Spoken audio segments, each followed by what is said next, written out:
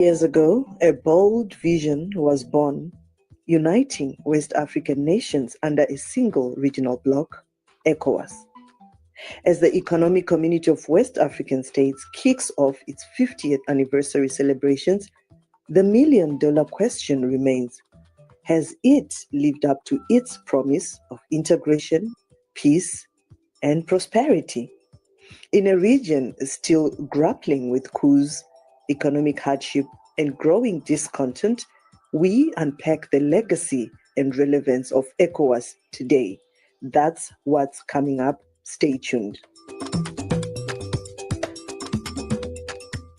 My name is Josephine Mahachi. Welcome to Africa Link, the podcast that connects you to the stories that matter from Africa. Africa Link, every weekday here on DW. ECOWAS launched its 50th anniversary celebration in Accra this week, unveiling a new logo and the theme for a year-long celebration across West Africa. But the bloc's unity faces serious tests, especially after the withdrawal of Mali, Burkina Faso, and Niger, now aligned under the Alliance of Sahel States. With questions over its relevance and future, how can ECOWAS adapt? Now, joining me for this discussion is political analyst Dr. Samuel Afriyie and DW's correspondent in Accra, Ghana, Isaac Kaledzi. Thank you so much, gentlemen, for joining us here on DW Africa Link podcast. As today we are talking about ECOWAS as they begin their 50th anniversary celebrations. However, we are all aware that the recent withdrawal of Mali, Burkina Faso, and Niger from the bloc to form the Alliance of Sahel States, AES, has been considered a blow to ECOWAS relevance. But that's what we want to talk about today, and we will start with you, Dr. Afriyie. How would you rate 50 years of ECOWAS? Thank you very much to your viewers and also your listeners as well.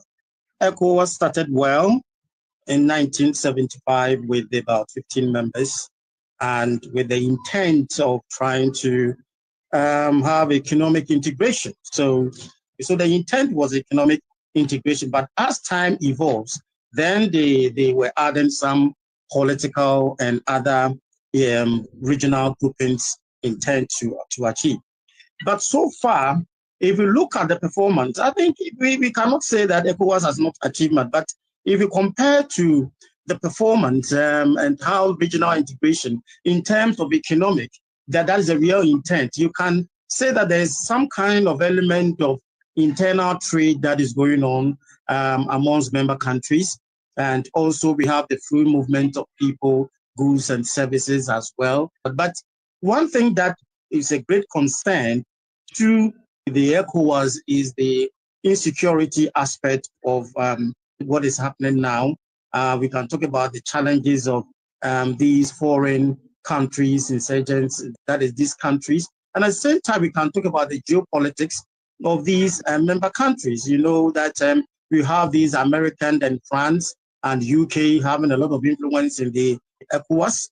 But now you realize that the Russians are also in, the superpowers. So that is also switching some kind of interest to member countries moving to seek for their kind of interest in terms of economic, in terms of security.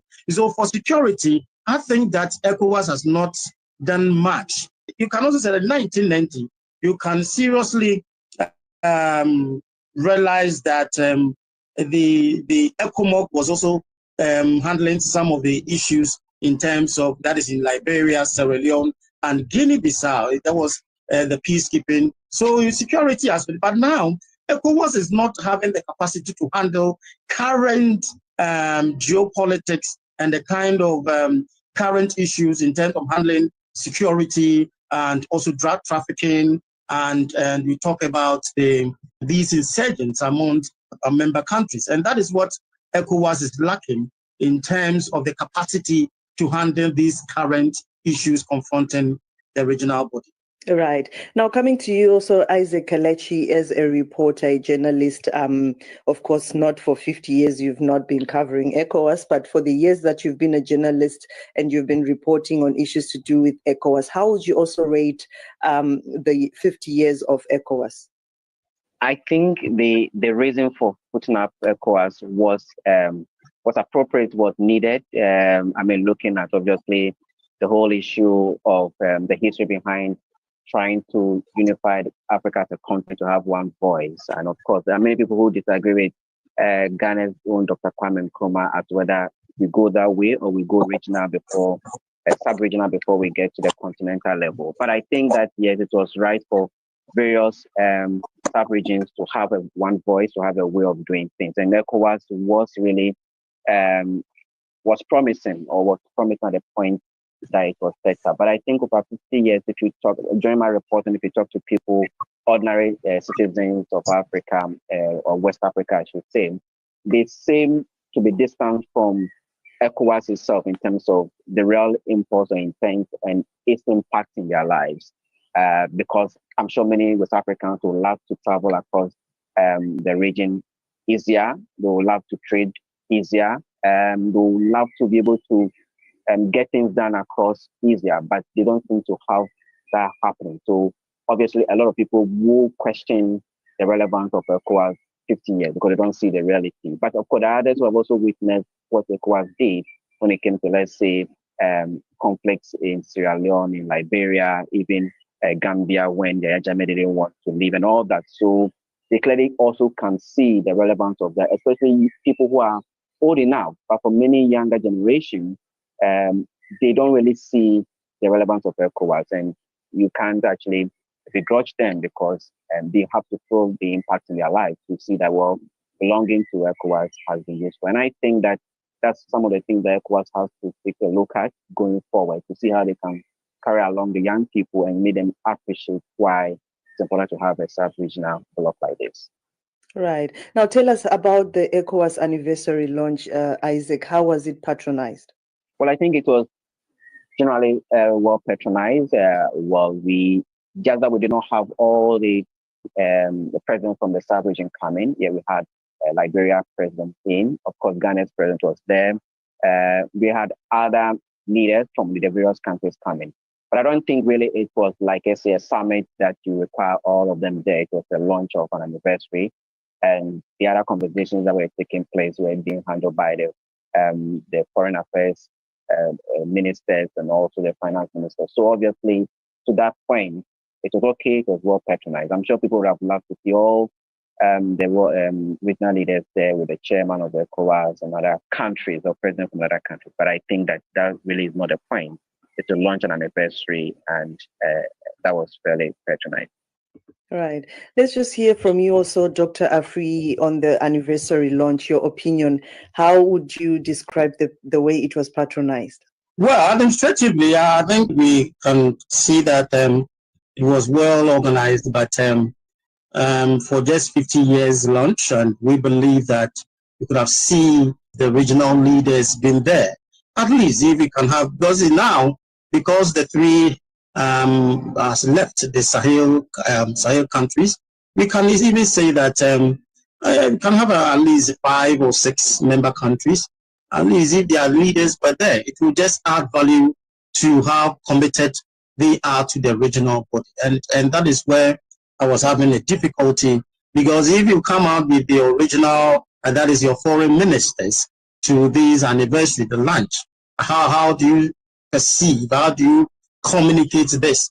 As Isaac said, these generations, these Gen Zs want to see something. They want to feel how they are being part of this regional body. But if you don't make yourself visible, if you don't make yourself available and make commitment to your statement and to the regional body vision, then that is unfortunate. And it's so disappointing that we could not even see most of these regional leaders at the launch in Accra.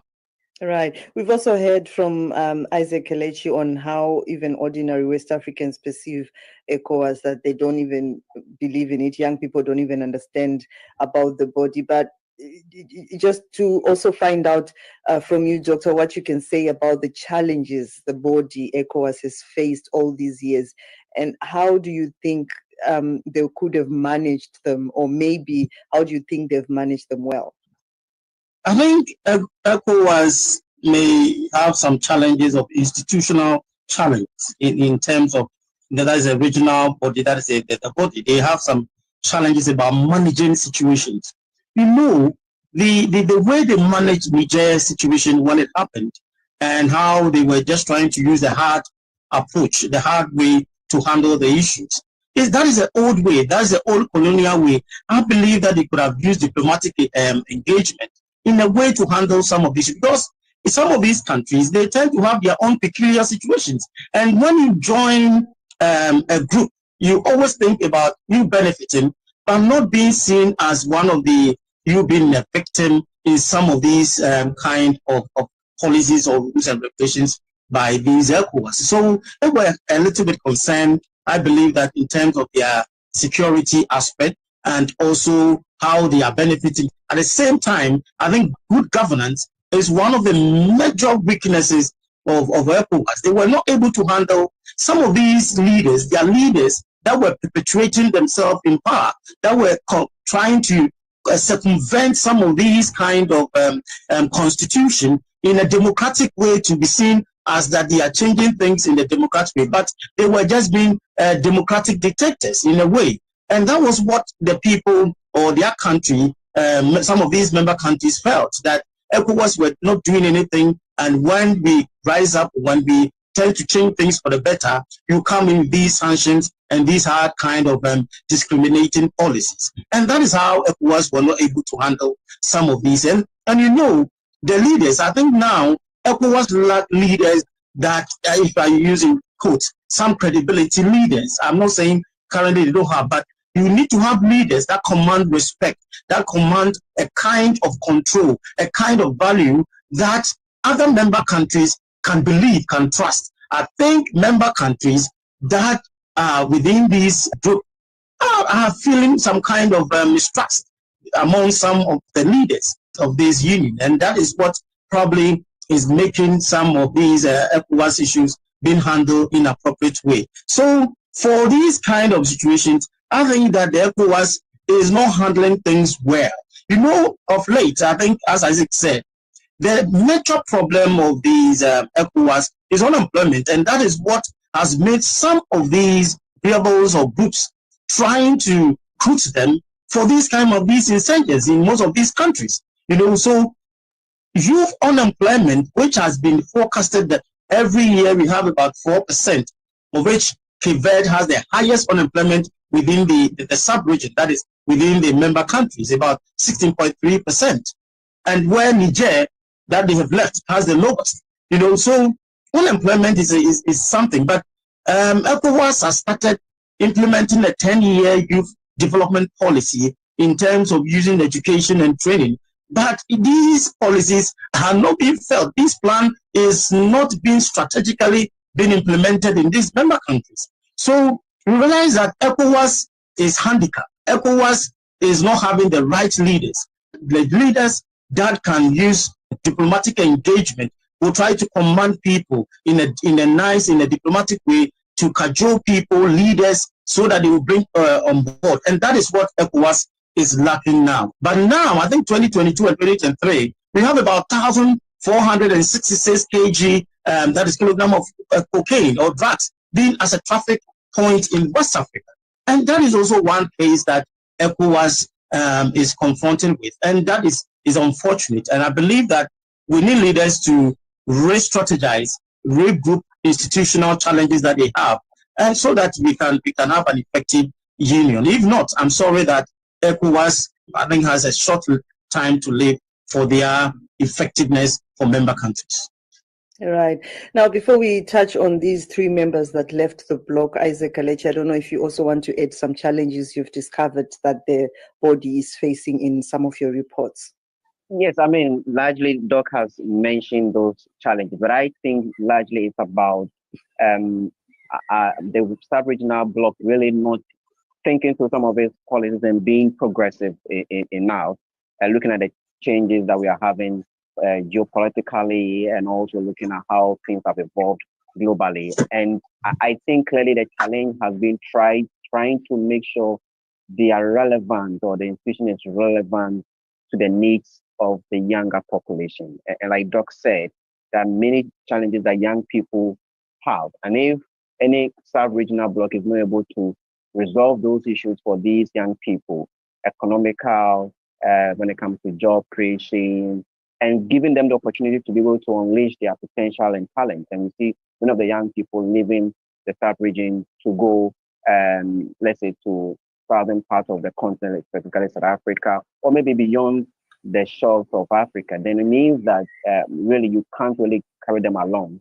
And if you see, for example, the reaction of many young Africans or many young West Africans to the coup that took place in Niger and Mali, Burkina Faso, and how they even seem to be singing the praise of these young coup leaders, it tells you that the young people in the South region really are fed up. They don't really see that even democracy can really help them develop. And that is quite dangerous, that they seem to think that a non-democratic system that we have the coup leaders actually putting across is more relevant to than a democratic system that ECOWAS is trying to push. So I think the challenge has been carrying on along the young people.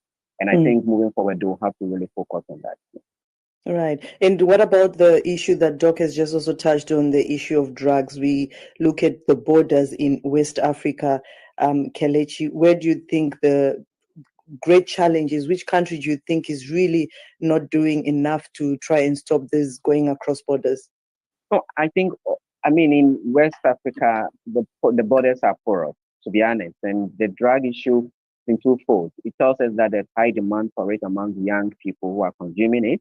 For example, in Ghana, there are concerns about people abusing drugs, tramadol and other drugs. And it appears it's not just in Ghana, because I know that when we reported about this, there are people who say, come to Nigeria. You see that it's even worse than Ghana. And it's across the South region. For example, this opium that were actually seized in Ghana was headed to Niger, obviously. So it tells you that within the South region, there's high demand for these drugs. It's a challenge. It also tells you that our borders are porous. So if there's a demand for it, that's one issue. How do we make sure that young people don't demand these things? But also, it's also about borders. How secure are they to ensure that we don't have some of these things? So yes, it's a very important issue that Doc has mentioned that we need to deal with, because it's destroying a lot of young people. But clearly tells you that many young people don't have any opportunities to put their energy through, and you have to resort to some of these things. But do you also think that the media is doing enough, Kaledzi? Let's talk about even international or local media to bring awareness to the youth, especially when it comes to the dangers of drugs. Well, I agree that, maybe we have not told the story in such a way that people can appreciate the damage it's causing to them. We can do better. We can do better by telling them more and bringing the story to them to really relate to them. Just not to report it when maybe there are seizures, but really to bring the real impact having on young people today. I think some are doing it to some extent, but we can all do it better to let people know that it's a very dangerous thing. Right. Now, Doc, let's go back to the three members that left the bloc, and like you say, that the body's relevance is sort of like diminishing. Do you feel like the exit of these three members also had so much influence on some members that feel like maybe we shouldn't even be here, but obviously they don't know how to leave? What's your opinion on that? Yes, when you are in a group and you've seen that one or two people are leaving, the question is why. You ask yourself these questions, and maybe there are certain things that is going on that you are not aware, or you are aware, but you can't take that bold decision. And some people have taken that decision, and that is what is going on.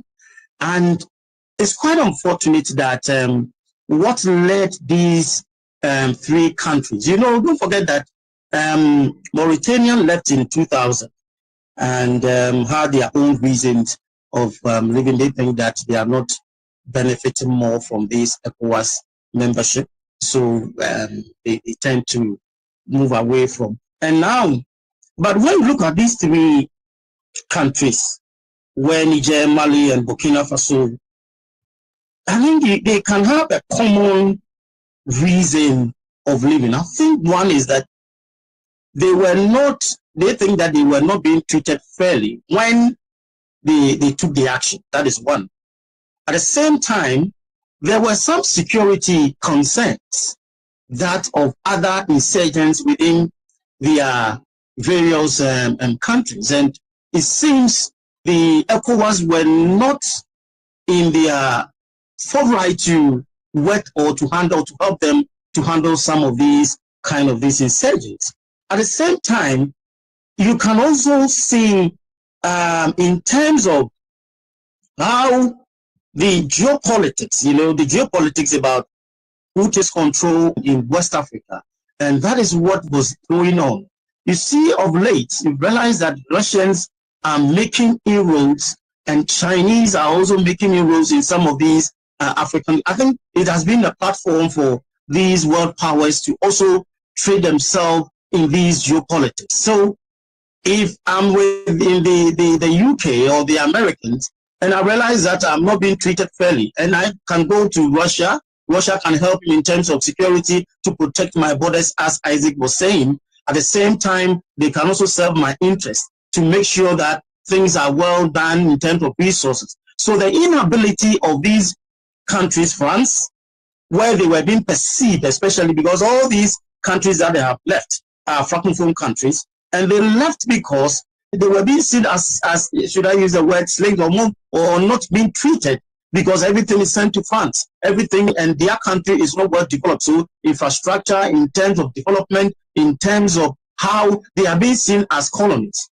And this is what was moving in the minds of these, especially the young ones, as I was saying.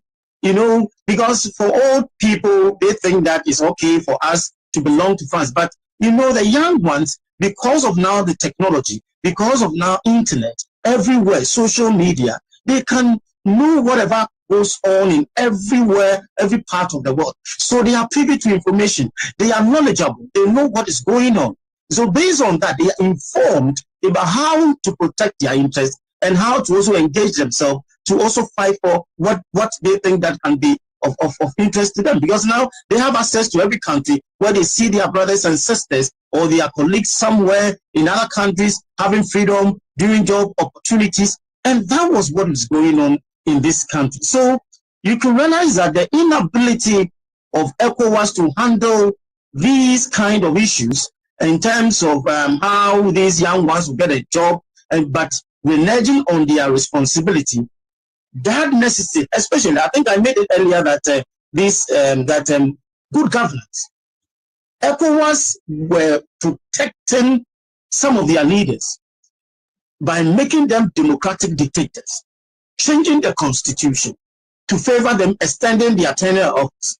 And that was what is going on. And these people realize that no, we have to get out from ourselves, from these kind of group, and let's seek our interests. Let's protect our borders. Let's protect our sovereignty, especially in terms of the geopolitics. Let's align ourselves with another superpower who can best be of interest. At the same time, we also have to have our own way of handling our issues for not being controlled. And when we are off from this group, I think we can be more free to handle things for ourselves rather than being a group that they see as ineffective in a way of handling their concerns. And I think that is what made these, as we described in the Sahel states, to leave. That is Mali, Niger, and Burkina Faso.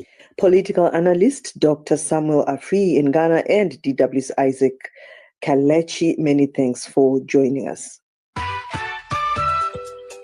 That's it for this edition of Africa Link. Remember, you are not just a listener, but a vital part of our community, and your engagement can shape the direction of our discussions. We value your insights and encourage you to share your thoughts with us.